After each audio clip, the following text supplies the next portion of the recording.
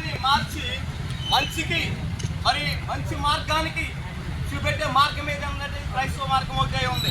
ఇది మతము కాదు, కానీ హృదయాన్ని మార్చుకుని మంచి మార్గంలో నడవడానికి బోధించే మరి మంచి మార్గమును చూపెట్టేది క్రైస్తవం ఉంది. ఇలాగ మాట్లాడుతున్నప్పుడు కొంతమంది, అందరూ కాదు, కొంతమంది మరి వార్చలేక ఉన్నట్టుగా సూటిగా మాట్లాడినప్పుడు మరి దేశము మరి క్రైస్తవుల పట్ల విద్వేషాలు సృష్టిస్తూ క్రైస్తవులు మత మార్పిడి చేస్తారని, లేకపోతే ఏదైనా అంటున్నారని మరి ఇబ్బందులు పెడుతూ చేస్తూ క్రైస్తవులను అనగొక్కాలనే ఉద్దేశంతో మరొకప్పుడు భారతదేశం ఎంతో స్వేచ్ఛగా జీవిస్తున్నప్పుడు ఇప్పుడైతే క్రైస్తవుల పట్ల ఎక్కడ చూసిన దాడులు, ఇబ్బందులు కలుగుతున్నాయి.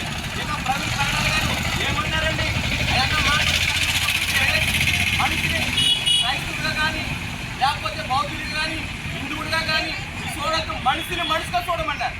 అటువంటి మంచి మాట చెప్పినందుకు ఈరోజు ఆయన ఎందుకు మరణించారో, వాళ్ళు ఎలాగ మరణించారో ఇప్పుడు వరకు ఇన్ని నెలల్లో దాదాపు ఒక 10-15 రోజులు అయిపోయినప్పుడు కూడా సరైన మరి ఆ ప్రభుత్వం కానీ సరిగ్గా ఆ యొక్క మరణానికి ఏమిటి అనేది ఇంతవరకు కూడా నివృత్తి చేయలేదు. దాని వరకు క్రైస్తవులందరం కూడా ఈ విషయంలో మేము పోరాడుతున్నాము. ఒక్కొక్కటి ఎలా మరణించారు, న్యాయం కావాలి. ఎందుకంటే ఇలాగ ప్రవీణ్ కరణాలు గారికి జరిగిన దీనికి నిజం చెప్తున్నాము, అది ప్రతి ఒక్కరికి ఆలోచన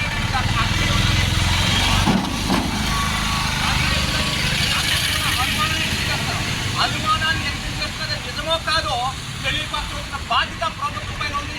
అందుకనే ఈరోజు భోగిన మఠం నుంచి మరి ఆ పాస్టర్ స్పందన మఠం తరఫు మరి యొక్క శాంతి ర్యాలీని ప్రారంభించాము. ఈ ర్యాలీలో పాల్పంచిన వారిని బట్టి మరి గ్రామ పెద్దలు మరి పెద్దల సహకారము వారు సంఘీభావం తెలియపరిచారు.